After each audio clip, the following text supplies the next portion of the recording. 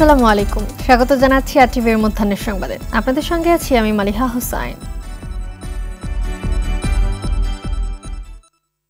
বিপুল উৎসাহ উদ্দীপনা ও ত্যাগের মহিমায় সৌদি আরব, সংযুক্ত আরব আমিরাত, কাতার, কুয়েত, মিশর, জর্ডান সহ মধ্যপ্রাচ্য ও ইউরোপ আফ্রিকার বিভিন্ন দেশে উদযাপন হচ্ছে ঈদ উল আজহা। এক প্রতিবেদনে এ তথ্য জানায় আল জাজিরা। দিনের শুরুতে সৌদি আরবের মিনায় উপস্থিত লাখো হাজি শয়তানকে পাথর নিক্ষেপের পর ঈদ উল আজহার নামাজ আদায় করে। ঈদ জামাতের পর আল্লাহর সন্তুষ্টি লাভের আশায় পশু কোরবানি দেয় ধর্মপ্রাণ মুসলমানরা। স্থানীয়দের পাশাপাশি প্রবাসী বাংলাদেশিরাও উদযাপন করছে ঈদ।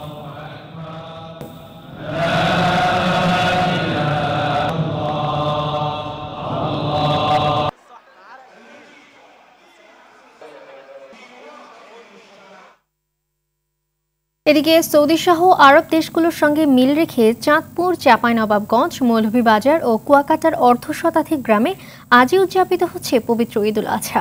সকাল থেকে ঈদের নামাজ আদায় ও পশু কোরবানির মধ্য দিয়ে ঈদ পালন করছে তারা। চাঁদপুরের হাজীগঞ্জ উপজেলার সাতরা, সমেশপুর, অলিপুর, বলাখাল, ফরিদগঞ্জের লক্ষ্মীপুর, কামতা, গল্লাক, মতলব উত্তর উপজেলার দশানী সহ অন্তত 40 গ্রামে পালিত হচ্ছে ঈদ।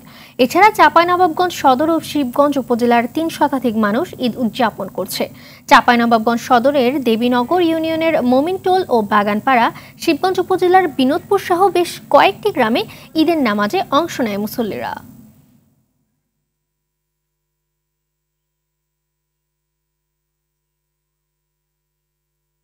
মানুষ বুঝতে একটা কথা সহজে বুঝতেছে, মুসলিম সারা পৃথিবীতে একটাই কালেমা, লা ইলাহা ইল্লাল্লাহু মুহাম্মাদুর রাসূলুল্লাহ।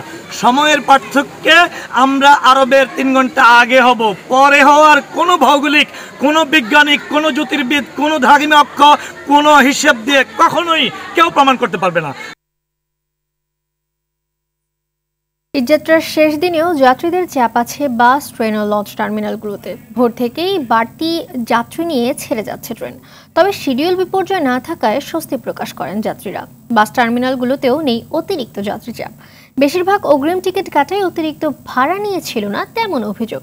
তবে টার্মিনালে এসে যারা টিকিট কাটছেন তাদের বেশিরভাগেরই দাবি স্বাভাবিক সময়ের চেয়ে অতিরিক্ত ভাড়া নেওয়া হচ্ছে।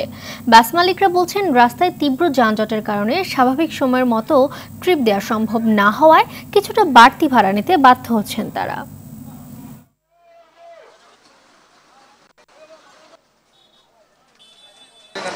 হ্যাঁ, বাড়ি যাওয়া খুব জরুরি, কারণ মা আছে, বাবা আছে, ওনাদের সাথে ঈদ করবো, আত্মীয় স্বজন আছে। যাত্রী একটু কমই হয়, একটু চাপ কম। কালকে একটু চাপ ছিল ভালো, কিন্তু জ্যামও ছিল ভালো। বিকাল 4টায় গেছি, এই যাত্রী নামাইছি রাত্র 11টায়। দর্শক, এই মুহূর্তে রাজধানীর বিমানবন্দর রেল স্টেশনে আছেন সহকর্মী সুমন তানভীর, সরাসরি যুক্ত হচ্ছেন তার সাথে।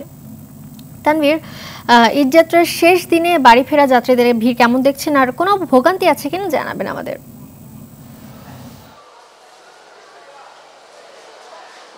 মালিহা, আমি কিন্তু সকাল থেকে জানাচ্ছিলাম আজকে একদম ঈদের আগের দিন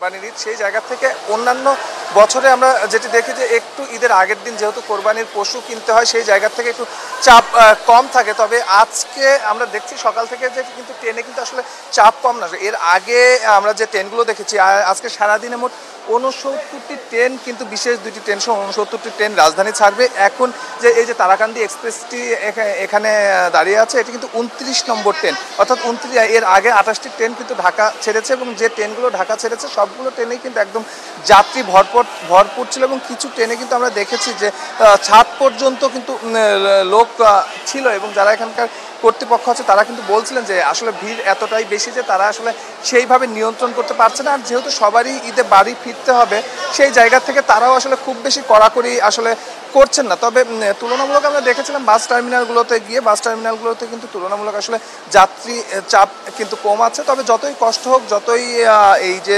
জানালা, দরজা কিংবা যেভাবে পারুক যে যারা উঠছেন, তাদের ভেতরে কিন্তু আসলে সেই কষ্টটা থাকছে না যখন আসলে দিন শেষে তারা এই ট্রেনগুলোতে আসলে উঠতে পারছেন। অর্থাৎ বাড়ি ফেরার যে আনন্দ, অর্থাৎ ঈদে বাড়ি ফেরার যে আনন্দ, সেই আনন্দটা নিয়েই কিন্তু প্রত্যেকে যার যার জায়গা থেকে রাজধানী ছাড়ছেন। এবং আজকে যারা রাজধানী ছাড়ছেন তাদের সঙ্গে আমরা কথা বলে যতটুকু বুঝতে পারছি, যেহেতু বৃহস্পতিবার থেকে সরকারি ছুটি শুক্রবার থেকে শুরু হয়ে গেছে, সরকারি যারা চাকরিজীবী তারা কিন্তু তাদের রাজধানী অনেক আগেই ছেড়ে গিয়েছেন এবং আজকে যারা যাচ্ছেন এদের বেশিরভাগই গার্মেন্টসে কাজ করেন কিংবা বেসরকারি প্রতিষ্ঠানে চাকরি করেন, যার জন্য কিন্তু তাদের ছুটিটা পেতে কিছুটা দেরি হওয়াতে তারা কিন্তু তাদের মতো করে কিন্তু তারা যাচ্ছিলেন এবং তারা সেই জায়গা থেকে আজকে তারা রওনা দিয়েছেন এবং পরিবারকে তারা আগেই কিন্তু ঢাকা থেকে কিন্তু পাঠিয়ে দিয়েছেন এবং আজকে তাদের জায়গা থেকে তারা অনেকটা সিঙ্গেলি অনেকটা খালি হাত পায়ে বলা চলে, ব্যাগ খুব একটা তাদের নেই, তারা তাদের মতো করে কিন্তু রাজধানী ছাড়ছেন।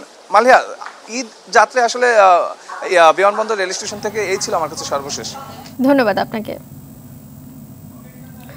এদিকে পরিবার পরিজনদের সঙ্গে ঈদের আনন্দ ভাগাভাগি করতে শেষ সময়ে বাড়ি ফিরছে বিপুল সংখ্যক মানুষ। অতিরিক্ত গাড়ির চাপের পাশাপাশি বঙ্গবন্ধু সেতুতে রাতে একাধিকবার গাড়ি বিকল ও টোল আদায় কার্যক্রম বন্ধ থাকায় ঢাকা টাঙ্গাইল বঙ্গবন্ধু সেতু মহাসড়কে অন্তত 5 কিলোমিটার এলাকা জুড়ে যানজটের সৃষ্টি হয়েছে। এতে ভোগান্তিতে উত্তরের ঘরমুখো মানুষ। এর আগে ভোরে বঙ্গবন্ধু সেতুর পূর্ব পাড়ের 10 কিলোমিটার এলাকায় ছিল যানজট। এছাড়া গাজীপুরের কালিয়াকৈরে ঢাকা টাঙ্গাইল মহাসড়কের চন্দ্রা থেকে মির্জাপুর পর্যন্ত গাড়ি চলছে ধীর গতিতে। ট্রাফিক বিভাগ জানিয়েছে অতিরিক্ত গাড়ির চাপে যানজট তৈরি হলেও ধীরে ধীরে তা স্বাভাবিক হচ্ছে। এদিকে বিভিন্ন স্থানে অতিরিক্ত ভাড়া আদায়ের অভিযোগ করছেন যাত্রীরা।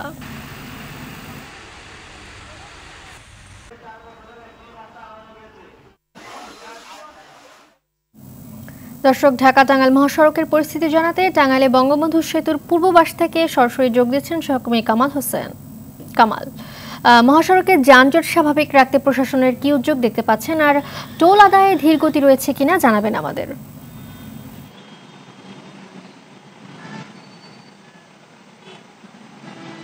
জি মালিহা, রাত পোহালে ঈদ, আর শেষ সময়ে পরিবার পরিজনদের সাথে ঈদ করার জন্য কিন্তু ঘরমুখো হচ্ছে মানুষ।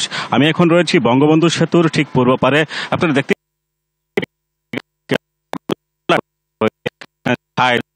যানবাহন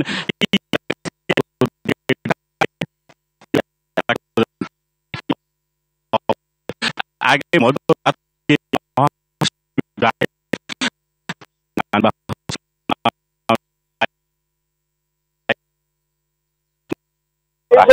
এবং এই বন্ধ থাকার ফলে যে যানজট সৃষ্টি হয় সেই যানজট কিন্তু 25 কিলোমিটার এলাকা পর্যন্ত গিয়ে থাকে এবং পরবর্তীতে সকালের পর থেকে আস্তে আস্তে কিন্তু এই মহাসড়কের যান চলাচল বা যে যানজট ছিল সেই যানজট কিন্তু কমে আসতে শুরু করে। এখন পর্যন্ত কিন্তু এই মহাসড়কের আপনারা দেখতে পাচ্ছেন রয়েছে, গাড়ি দাঁড়িয়ে রয়েছে। চাপ করলেই বঙ্গবন্ধু সেতুর যে টোল প্লাজা রয়েছে তখন অতিরিক্ত গাড়ির চাপ করে তখন সেতু কর্তৃপক্ষ টোল প্লাজা কিন্তু বন্ধ করে দেয় এবং বন্ধ করে দেওয়ার ফলে গাড়ি চলাচল করতে পারে না, যার কারণে কিন্তু সেই যানজট দাঁড়িয়ে থাকে যানবাহন। করে যাত্রীদের সাথে কথা বলি, যেমন ভোগান্তির গরম রয়েছে, গরমের মধ্যে কিন্তু যাত্রীরা চরম ভোগান্তিতে পড়েছে। তবে যানবাহনের যে সারি রয়েছে এখানে পুলিশের পক্ষ থেকে যেটি ব্যবস্থা গ্রহণ করা হয়েছে যে উত্তরাঞ্চলগামী যে সমস্ত। কামাল, আপনি আমাদের সঙ্গে থাকুন, পরবর্তী সংবাদে আপনার সঙ্গে আবার যোগাযোগ করা হবে। রাজধানীর সব ঈদ জামাত আর ফাঁকা ঢাকাকে ঘিরে ব্যাপক নিরাপত্তা ব্যবস্থা নেওয়া হয়েছে বলে জানিয়েছেন ডিএমপি কমিশনার ও র্যাবের মহাপরিচালক। জানান, এখনও কোনো ধরনের নাশকতার তথ্য নেই, তবে প্রস্তুত থাকবে আইন শৃঙ্খলা রক্ষাকারী বাহিনী। সকালে জাতীয় ঈদগাহ মাঠ পরিদর্শনে যেয়ে এসব তথ্য জানান তারা। এছাড়া কোরবানির চামড়া পাচার ঠেকানো সহ সিন্ডিকেটের কারসাজি রুখতেও নানা ব্যবস্থা নেওয়ার কথাও জানান তারা।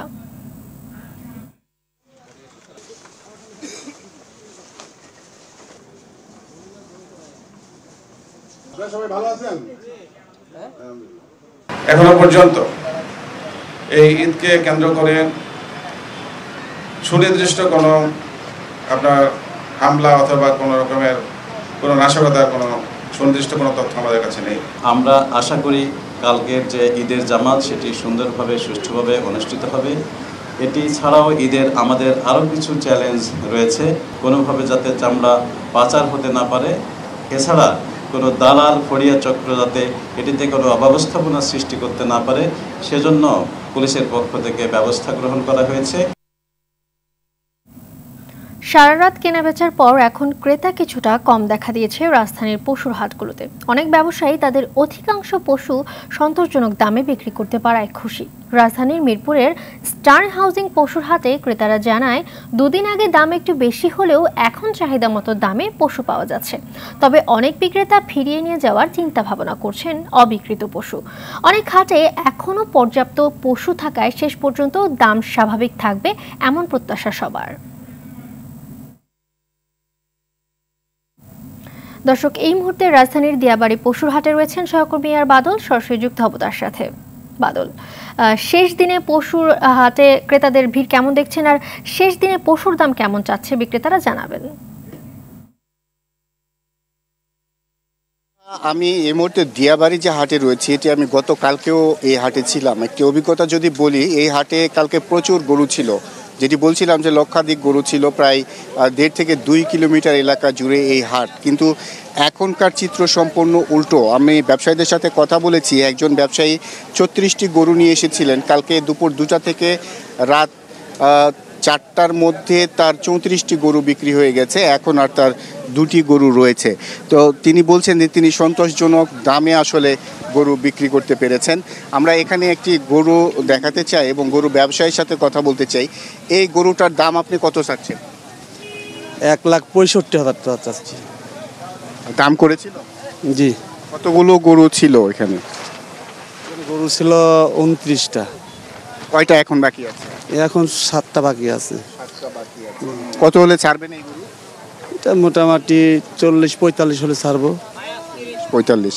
আমরা হাটের একটু চিত্র দেখাতে চাই যে হাট মোটামুটি খালি হয়ে গেছে, অর্ধেকের বেশি গরু বিক্রি হয়ে গেছে। এবং এরকম অবস্থা এর আগে আমরা যে ইস্টার্ন হাউজিং হাটে ছিলাম মিরপুরের, সেই হাটেও একই অবস্থা।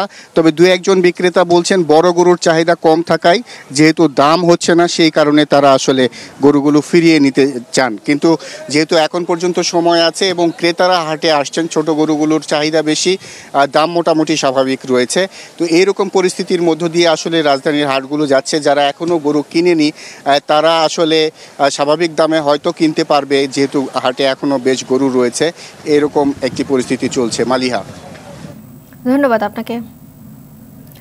ঈদের আগে শেষ সময়ে প্রয়োজনীয় বাজার সাজছেন ভোক্তারা, তবে পণ্যের দাম স্বস্তি দিচ্ছে না ক্রেতাদের। বিশেষ করে কোরবানি ঈদে মশলার চাহিদা বেশি থাকায় বেশ চড়া মশলা জাতীয় পণ্যের বাজার। গত 1 মাসের ব্যবধানে বাজারে এলাচ, জিরা, আদা, রসুন ও পেঁয়াজের মতো পণ্যের দাম অনেকটাই বেড়েছে। এছাড়া ব্রয়লার মুরগি ও কিছু সবজি বাদে অন্যান্য নিত্য পণ্যের দামও বেড়েছে। ব্যবসায়ীরা বলেছেন, মশলার বড় অংশই আমদানি নির্ভর হওয়ায় বেড়েছে দাম। খুচরা বিক্রেতারা জানান, ঈদ উল ফিতরের পর থেকেই বাজারে মশলা পণ্যের দাম বাড়ছে। দর্শক, এই মুহূর্তে রাজধানীর কারওয়ান বাজারে রয়েছেন সহকর্মী সাদিয়া কানিজ। সরাসরি যুক্ত হব তার সাথে। সাদিয়া, একদিন পরেই তো শেষ সময়ে বাজারে ক্রেতাদের ভিড় কেমন দেখতে পাচ্ছেন এবং মশলার পাশাপাশি অন্যান্য পণ্যের দাম কতটা বেড়েছে জানাবেন আমাদের।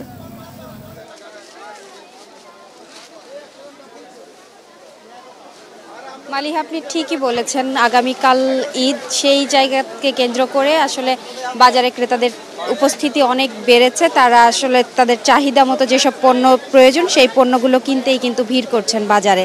আর আপনি বলছিলেন যে মশলার বাজার চড়া, আর আমরাও এসে সেটিই দেখেছি। গত 1 মাস আগেই কিন্তু সব ধরনের মশলার দাম অনেক বেশি বেড়ে গিয়েছে এবং আমি যখন আগের সপ্তাহগুলোতে এসেছিলাম তখনও কিছুটা কম ছিল। আজকে আমরা যেটি দেখলাম, সাদা এলাচের কেজিতে বলছেন আসলে 3600 টাকা, আর এর আগে ছিল কিন্তু 3200 টাকা। আর তারও আগে যদি আমি বলতে চাই যে রোজার ঈদের সময় কিন্তু সাদা এলাচের দাম ছিল 1800 টাকা কেজি, সেই জায়গা থেকে 1500 টাকা বেড়ে কিন্তু 3200 টাকা কেজি হয়ে গিয়েছিল এবং এখন কিন্তু আরও বাড়তি।